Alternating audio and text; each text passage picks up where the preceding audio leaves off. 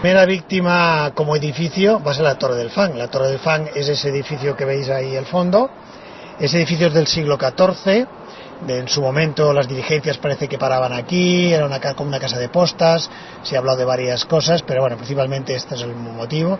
Se ha mantenido hasta ahora, dentro está funcionando. Es un elemento que va a ir todo al suelo, absolutamente todo al suelo, menos la pared frontal y la que da a la calle Espronceda y la pared de la calle del Clot. Y el motivo es que el túnel del AVE, que empieza en este punto, pues va muy a superficie, los cimientos son de 1 metro escasamente y por tanto quedaría afectado.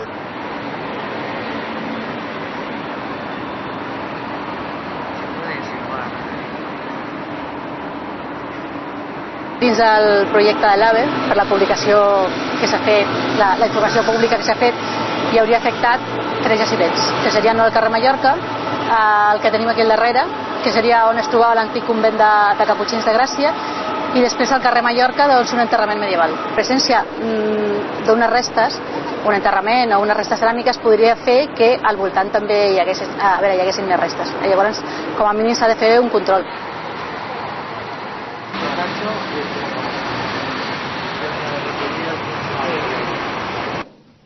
Bé, aquest refugi està sota la finca del carrer Mallorca, 662, que dona cantonada amb Vizcaya i Clot, i és un refugi que es va construir per la Guerra Civil. 2 metres de la paret d'aquí al fons tindrem una màquina que farà una pantalla d'uns 30 metres de fondària. Això vol dir una màquina vibrant aquí al costat, i no sabem com pot resistir aquesta estructura de fa 80 anys. Ells han fet el projecte pensant que això és un terreny sòlid, que no hi ha un forat, i aquí hi ha un forat. Jo no sé què passarà si comença a vibrar i el sostre comença a enfonsar-se, es col·lapsa això i què passa amb l'edifici que hi ha a sobre. Aquest refugi no consta enlloc ni a l'Ajuntament ni a la Generalitat, i nosaltres hem presentat al·legacions. El 2006 vam informar la Generalitat i l'Ajuntament que hi ha aquest refugi, que ho tinguessin en compte pel projecte. L'hem presentat a les al·legacions, també hem fet constar aquest refugi, però no s'han vingut a mirar ni res.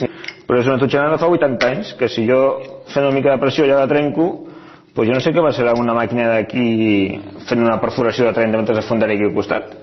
Aquesta és la por que jo tinc.